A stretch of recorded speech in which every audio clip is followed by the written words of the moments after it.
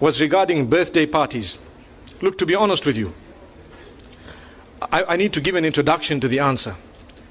Islam is a religion I have chosen, you have chosen. Have you chosen it? We've chosen it. Is it from you or from Allah? Are you happy that it's from Allah? So if the dunya tells you something and Allah tells you something else, does it make, or which one is more important, the first or the second? What Allah has said.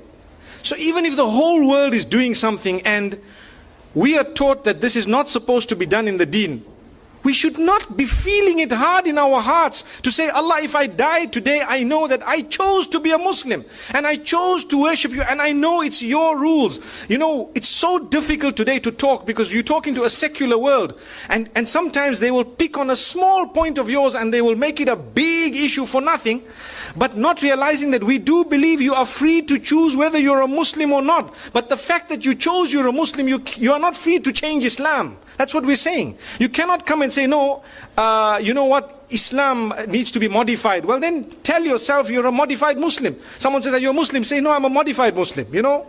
So people know. But if you want to call yourself a Muslim, you've surrendered. So you need to know there are certain things that people might say, and you might think, this guy is backward, man. How could he say that, you know? But it's because it's not from me or my pocket. My children would like to also go to birthday parties and celebrate and so on.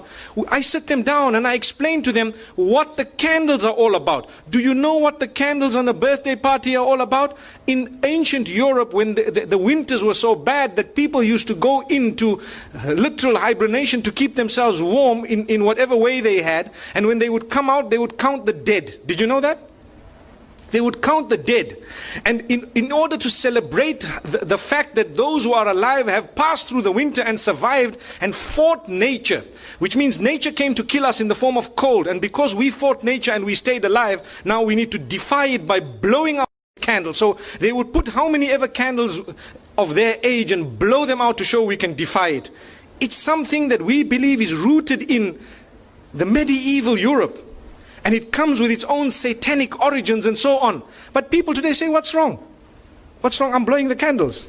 But you don't realize it's like an act of worship of the pagans. And we're saying, you know, and people have made it a culture and a tradition. The same applies to so many other things. You know, like Valentine's and so on. People start saying, but what's wrong? How come these people, you know, you're not allowed to show your love? Well, to be honest, we are being fooled by believing that, you know what, you need to celebrate the fact that you're 1 year older by throwing a big party, everyone must come, but you don't know that now you're closer to your grave, for example. Or there are more responsibilities on your shoulder. I'm not saying that when your age turns, that you must not make dua to Allah, Ya Allah grant me a good age and so on. But firstly, we have a Hijri calendar.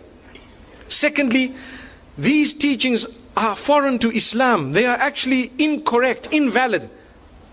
But they come from Allah, not from me, not from you. If I had it my way and you had it your way, we would be throwing parties because our kids put pressure on us, so do mine. But we have to speak to them, address them, try and explain to them, and, you know, get to the origins of it. The sad reality is people take part wholesale. So they'll tell you, but they did it. But these people did it. That's the peer pressure. Sadly, we're living in an age, al-qabidu ala dinihi kal-qabidi ala jamr.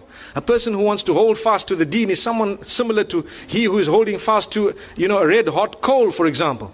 So you find even families which are supposedly religious, you know, they have these big birthday parties and so on, whereas it is Islamically incorrect. Wallahu a'lam. Allah knows best. Like I said, I've given you a little introduction before I gave the answer. There are more important things we could do, you know, than that. It was for a good cause, and Allah reward you. Jazakumullah khair. Wa sallallahu wa sallam wa baraka ala nabina Muhammad. Subhanallah bihamdihi, subhanakallahumma bihamdik. Nashhadu an la ilaha illa anta nastaghfiruka wa natubu ilayk.